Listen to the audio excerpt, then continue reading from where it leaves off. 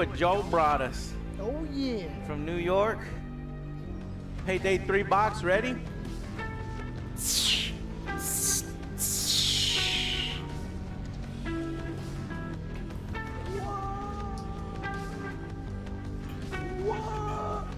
Oh shit, this is Very nice. this is primo Just quality. wait to it.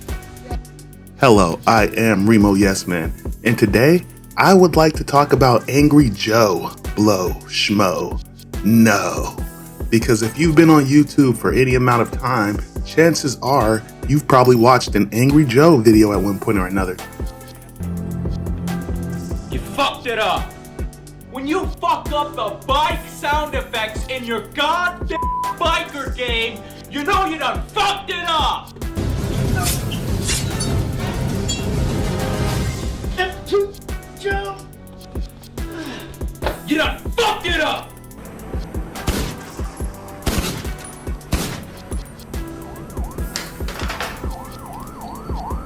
You done fucked it up!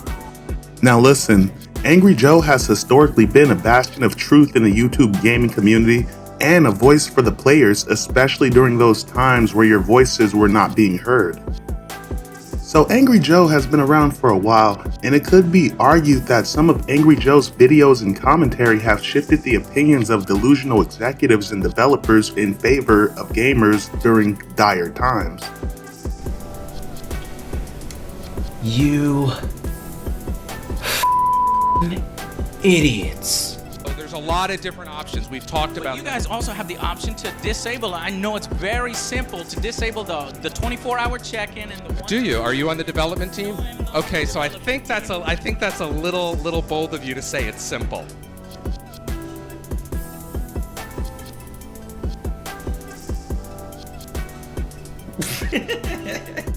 But lately, Angry Joe has kind of became a paid shill, and to be honest, a lot of this stems from the Payday 3 drama, but it all culminates in everything that Angry Joe is doing as far as the AJS show, the movie reviews, the video game reviews, and the first impression videos. And nowadays it's pretty common that when you boot up an AJS news show or any form of Angry Joe content, you're gonna sit through a paid sponsorship. And honestly, there's not a whole lot wrong with that nowadays, but I do remember back in the day that if you had a paid sponsorship, you weren't to be trusted. But over time, more and more YouTubers started slowly pivoting towards these paid deals, and Angry Joe is one of them. I mean, bro has a sponsorship from Rocket Money, Surfshark, Ridge Wallet, just to name a few. And there are many other organizations that sponsor the AJS show that we will never know about. And one thing that you'll probably notice is when they can't get a sponsor, that's when they break out the self-promotion sponsorships where the show will begin and it's like, oh, this show is sponsored by us. And it gives them a chance to try to sell some of their fucking merch. That way, no matter what they're doing, they're always making some form of extra revenue on top of whatever they're getting from ad revenue. And to be honest, that within itself isn't too nefarious. I mean, don't get me wrong, it gets annoying when you're hawking all this shit that we know you don't use, but a lot of other YouTubers are doing it. But that was not enough for Angry Joe because they just had to get some form of compensation from the Payday 3 developers, which culminated in the Payday 3 drama.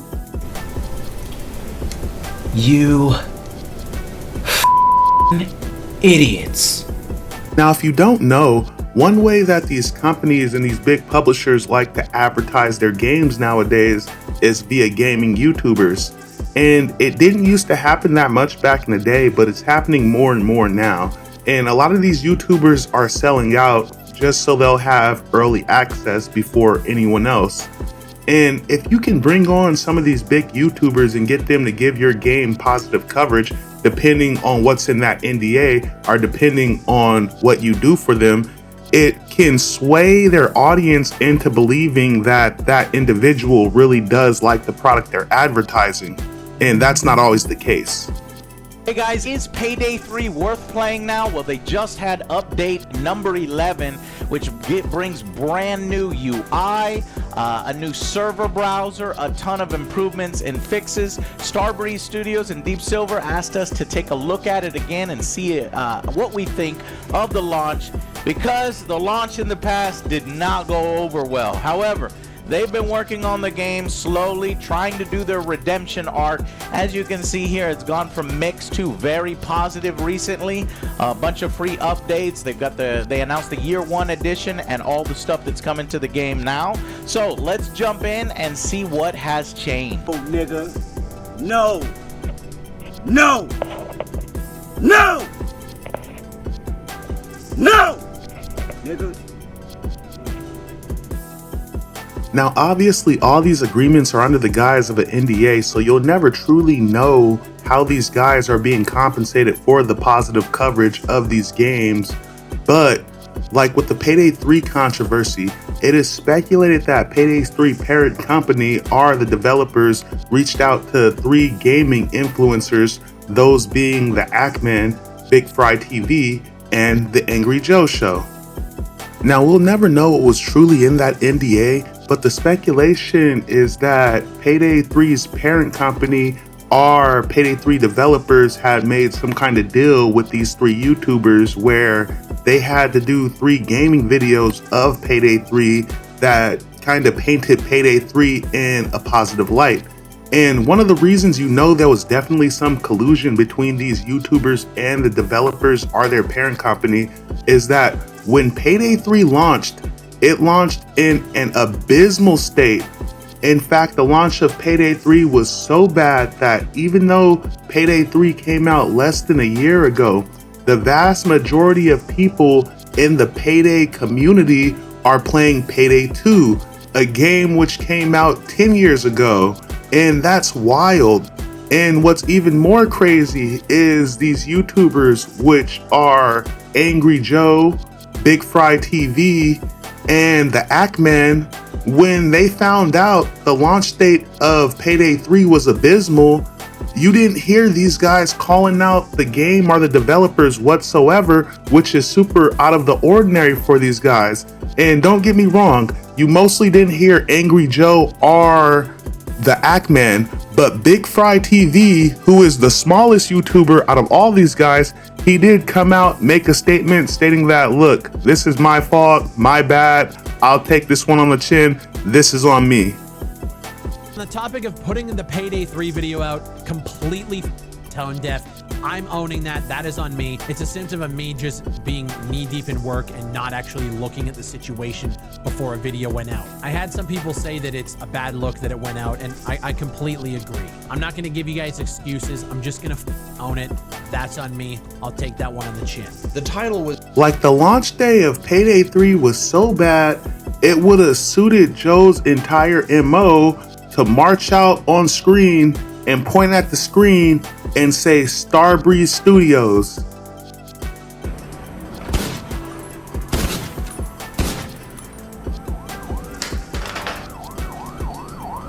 You done fucked it up. But he did not do that. And the Ackman, who is literally known for calling out games that suffer from rushed development and shady developers, not only did he not say anything about the Payday 3 launch date and controversy, but he actually kind of shit on his audience when his audience was calling them out over the whole thing. And he even went on to make a statement saying, some of y'all are acting very weird about me having a sponsorship type shit. And to be perfectly honest with you, Angry Joe is not obligated to make any videos covering games that suffer from rushed development. Joe is not obligated to call out these developers when they do scummy ass shit. Joe is not obligated to cover games that are buggy and glitchy as fuck and try to warn the community ahead of time against purchasing it. Joe is not obligated to do any of that, but he sure as hell made a fuck ton of money doing so, and he's built an empire by doing so. And that's one thing that really pissed me off about Angry Joe's Payday 3 situation, is because instead of letting the situation die, all these months later, he was still putting out a Payday 3 video, mostly because a lot of people suspect that he's contractually obligated to do so. And when his fan base called him out for that bullshit. He had the nerve to do like a 15-minute segment on the AJS show and try to defend his actions. And this was all after the sponsorship, of course. But to defend your actions when you know you're fucking wrong and try to shift blame onto the community to make it seem like we're angry that you're not doing some sort of angry review is total bullshit.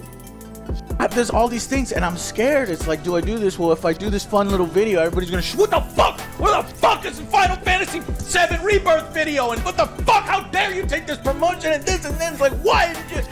It's like, fuck, man. And so I haven't done it. But in 2025, we're gonna. And look, to conclude this video, all I'm gonna say is, if you like Payday 3, fine.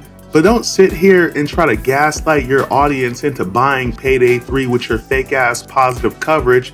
And then don't sit here and try to gaslight your audience for calling out your fucking hypocrisy over the whole Payday 3 situation. I can't believe you had the nerve to try and defend yourself against the subscribers calling you out in the comment section of that Payday 3 video. Then you had the nerve to make a follow-up video trying to gaslight your viewers into pretending that the whole controversy is over you not doing more angry reviews. That's some absolute bullshit. Look, I love and appreciate you for helping grow the gaming scene on YouTube, but maybe it's time for you to fuck off, Joe, because You done fucked it up. Thank you for watching. This is Remo Yes Man, signing out. Peace.